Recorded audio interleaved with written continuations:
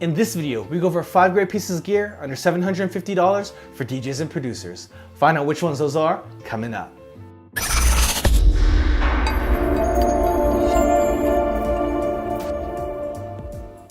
Thank you for watching PDot TV, where you'll find tips, tricks, and tutorials for DJs and music performers. Now let's get into the video.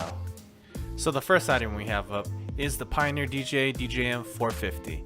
Now I'm bringing this back onto the list because after NAMM, seeing the different mixers that were announced, this is still a standout in my opinion. For the price and for the features, it's still a great deal. You really get a lot of bang for buck with this. You get a lot of the features from the top of the line Nexus mixer, all packed into a smaller size mixer that's great for the home, and still with that Magville fader, it's still great to cut on. Again, after seeing everything announced at NAMM, there was still no turntable that really stood out to me as much as the Reloop RP8000 does. This turntable is still the most feature-rich turntable and still, in my opinion, one of the best looking. I love that black finish and it's that nice gloss, and just all around a really great looking and great performing turntable. And you know it's gonna last with that handpin OEM design that's tried and true, that can give you that Technics feel pretty much, or give you that more high torque feel if you're really into that, or if you're making the switch from Technics and you want to get into using a higher torque turntable like what this can do. The ability to change the torque settings is something that the Pioneer turntable can't do because they actually took that feature away, but this one still retains it, so you get that classic Technics 1200 look, you can get that classic Technics 1200 feel, or as you progress and get more accustomed to this turntable, use those extra features and extra power from that motor. Next up is what I think is probably still one of the best bang for buck value controllers in the market right now, the Roland DJ 505. There was a lot of great performances at NAMM using this controller and using its capabilities and what's built into this actual controller that, you know, the stock Serato DJ just can't do, with the ability to have the different samples and the step sequencer, as well as the TR8, you know, built into the top of it, so you get those 808 and 909 sounds and that step sequencer like I mentioned. And still, one of the top features of this controller that kind of doesn't get as much shine as that TR8 built in is the actual jog wheels on this thing.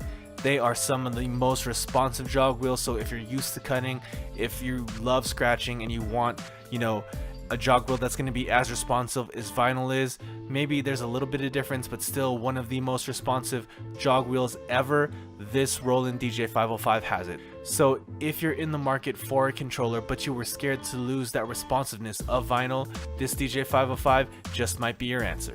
And here we have the Ableton Live 9 Suite for under $650. Now that might seem like a lot, but it is on sale, and also if you purchase Ableton Live right now, you have the chance to upgrade for a reduced cost or even free to Ableton Live 10. Like I mentioned in my previous videos, details for that can be found on Ableton's website. But not only can you get Ableton Live 9 Suite at a discount now, but you also gain the ability to update to version 10 once it comes out in February 2018.